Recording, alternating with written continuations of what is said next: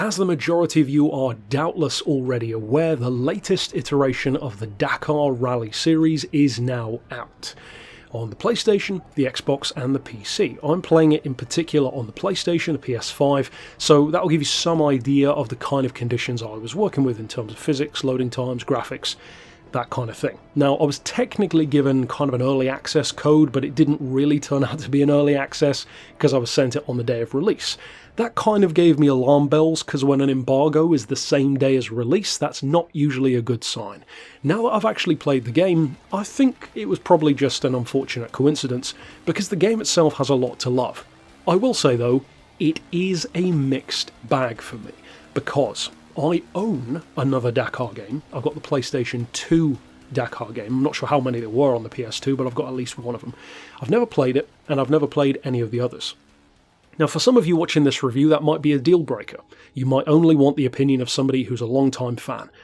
All respect to you. You know, if that's what you're looking for, that's not what you're going to find here. What I do bring to the table, though, is the opinion of someone who plays a hell of a lot of different racing games, especially here on the channel, and of course, with a fresh perspective. A fresh set of eyes who have nothing to compare this to, even from what I've heard, the last Dakar game not exactly being that great. Again, I haven't played it, so I can't say for sure. Now, the concept behind it is, of course, as the name suggests, the Dakar Rally. It's the Le Mans of rally racing. It's the closest we get in real life to Mad Max Fury Road, a massive multi-thousand-mile event with massive amounts of danger. You have to fix your own vehicles, you have your own little support team, depending on what kind of vehicle you're in, and there are a number of different types of vehicle all racing in the event. From what you'd expect, like trophy trucks, to smaller buggies, ATVs, there are dirt bikes, quads, and even massive rally support style big rigs, what we would call lorries here in England. Those happen to be my favourite because you don't see those in many games. Now, the reason why I say this game is a mixed bag is mostly because of the physics, so let's talk about that first.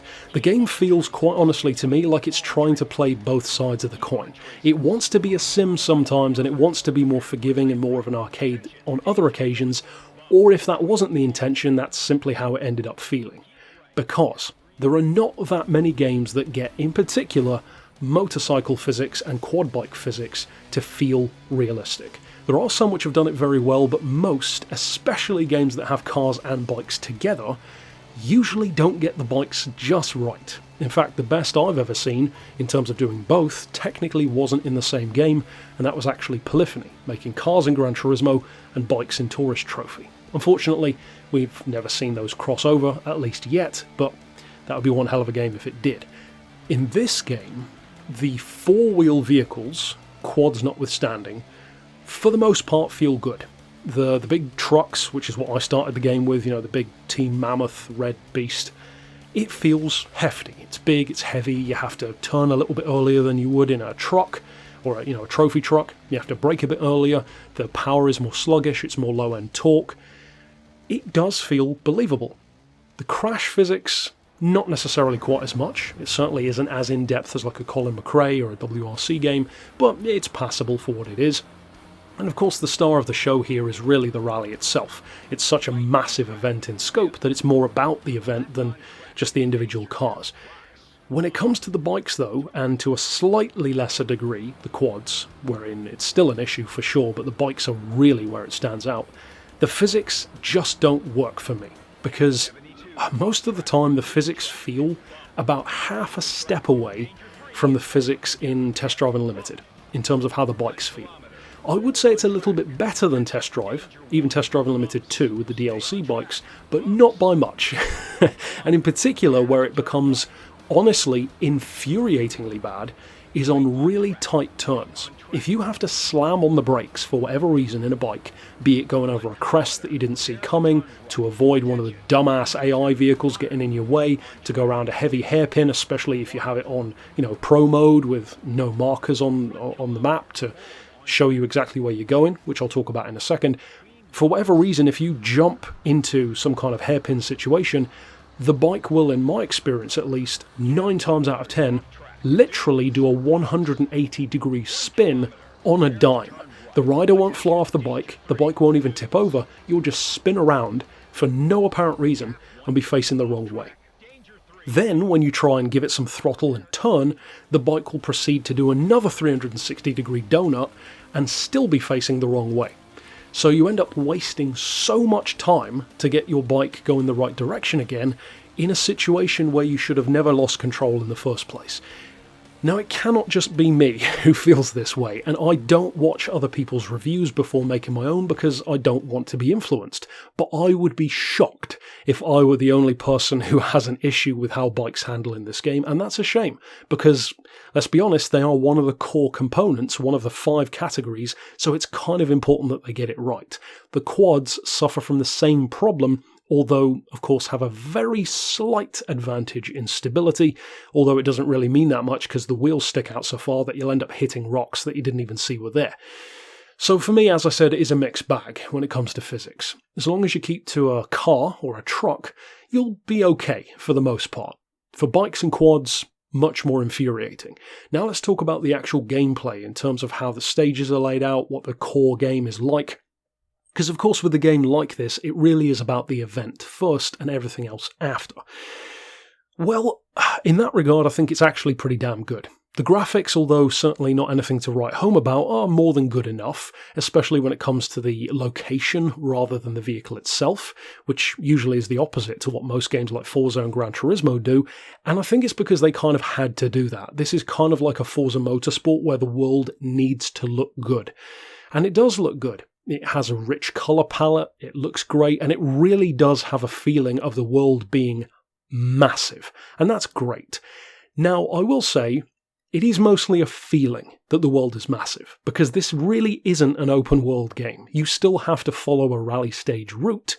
You just have a lot of other routes that you could go down and end up going the wrong way. It's basically just any other rally game, except it doesn't reset you to the right route if you go the wrong way. So if you've ever dreamed about playing Colin McRae or WRC and just going off one of those side roads and not getting reset to the track, then you're going to love this game, because that's exactly what you can do here. Of course, you'll lose the event, but it's fun. With that being said, the core way in which the game does lean more towards the simulation kind of thing is in terms of how you want your co-driver system to work. You can have it on 3 different modes, and the 2 that you'll notice the biggest difference in are the first 2, wherein it's essentially like an amateur mode and a pro mode. Amateur mode gives you checkpoints that are very clearly visible, and even route markers on the ground, kind of like the braking line in Gran Turismo or Forza. Super easy to follow, basically like a generic rally stage game, like a WRC. On the other hand, if you put it onto Pro mode, or even the 3rd mode, it takes away all of that, and you just rely on the map markers in the top right, showing you what corners are coming up and when, and of course your co-driver's notes. That's a great concept. It really makes it, and honestly, it really does make it that much more immersive. The problem is, I think some people, especially younger players, if you do try that method, you'll probably get frustrated in terms of learning how to read the map. You have to very, very closely keep an eye on your compass. In particular, that is the majority of how you'll know what direction to go in if you're not familiar with reading the rally map. And even though I understood those concepts, I would still often take a wrong turn or end up having to turn around. It's all part of the learning curve, and it's all part of the fun really, because at the end of the day you can just restart the stage. But it does definitely add to the immersion, and I think that is one of the cool things about the game. It does make you feel like you have a less linear path. It still is a linear path, but it cleverly tricks you into thinking that you have more of an open world than you actually do. That's a cool idea. Overall, I would say that this game definitely doesn't need a PS5 in terms of graphics ability. In terms of loading times and stuff, I'm sure it helps, and I've heard, I haven't played it on PC, but I've heard that there are some issues on PC. I can't speak to that, so if you are looking to play it on, a PC, then check out a PC review. Overall, though, my thoughts are, it's a lot more interesting than the vast majority of other games of this type that I've played in quite some time.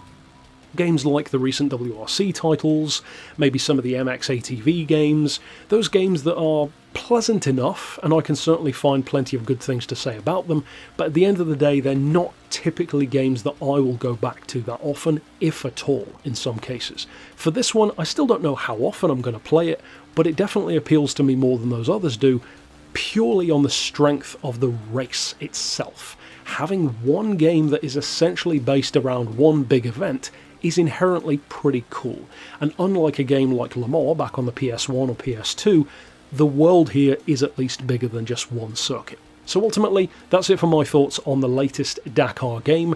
Of course, if you've already played it, or if you plan to, give me your thoughts down below. What are your thoughts on what you've already seen from the game? What are your hopes for the game? And if you've already played it, were you let down by it, or did you enjoy it maybe more than the last one? From what I've heard, probably. So that's it overall for this review. I've done tons of other game reviews here on the channel, and of course you can check those out in the playlist here on screen. But for now, as always, thanks for watching.